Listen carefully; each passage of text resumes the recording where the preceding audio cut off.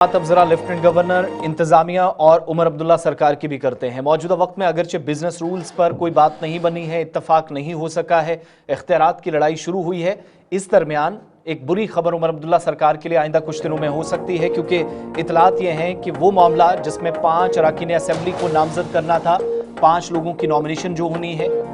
उनके इख्तियारात lieutenant governor Manoj Sinha के पास हैं और ये बात अदालत के अंदर प्रूव करने की कोशिश हुई है मरकजी वजारत दाखिला की जानिब से। इशफाक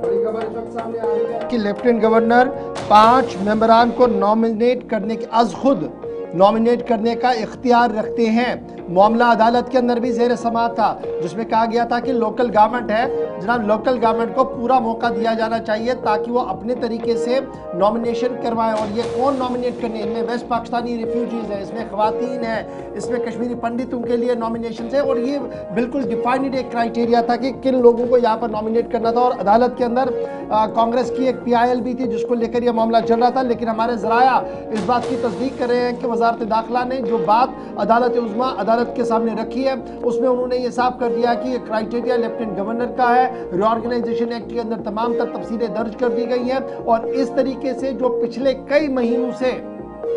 तातुल बना हुआ था कि जो नॉमिनेशन करनी थी 5 मेंबरान असेंबलीज की, क्या वो लेफ्टिनेंट गवर्नर साहब आज खुद करेंगे या वजीर आला की सिफारिश पर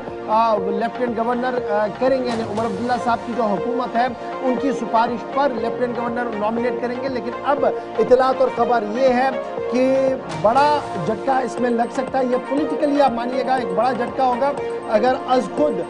लेफ्टिनेंट गवर्नर साहब करते हैं, तो ये सीधी सी बात है कि मरकजी वजारत दाखिला वजारत का इसमें अहम तरीन रोल होगा और इस तरीके से 5 मेंबरान जो है वो नॉमिनेट हो सकते हैं। अब ये 5 मेंबरों के हवाले से आपको याद होगा कि बीजेपी के फ्रेंड से जब आप इस खबर को देखेंगे तो पहले ही 5 नाम आए थे जिन दिनों चुनाव ही चल रहा था। 5 बड़े नाम सामने आए थे जब चुनाव चल रहा था, लेकिन उसके फौरन बाद ये मामला अटक गया था, जिसके बाद ये कहा जा रहा था कि अब अदालत के पास एक लेटेस्ट वेट कि क्या हुकूमत करेगी नॉमिनेट या लेफ्टिनेंट गवर्नर साहब करेंगे। लेकिन हमारे ज़राया बता रहे हैं कि दाखिला वजारत ने जो फाइल एफिडेविट किया है उसमें उन्होंने वजाहत कर दी है रीऑर्गेनाइजेशन एक्ट की, उसमें उन्होंने वजाहत कर दी है कि इख्तियारात के हवाले से और तमाम इख्तियारात लेफ्टिनेंट गवर्नर मनोज सिन्हा साहब के पास हैं, वो किसी भी वक्त ये नॉमिनेशन कर सकते हैं। अब देखना होगा कि अदालत इस पूरे मामले पर क्या कुछ कर रही है। आज दिन में मजीद डिटेल्स इसमें आएंगी तो आपको ज़रूर अपडेट करेंगे। लेकिन फिलहाल 2 पावर सेंटर वाली जो बात लेफ्टिनेंट गवर्नर उमर अब्दुल्ला साहब बता रहे थे कि एक लेफ्टिनेंट गवर्नर का दफ्तर है, राजभवन है,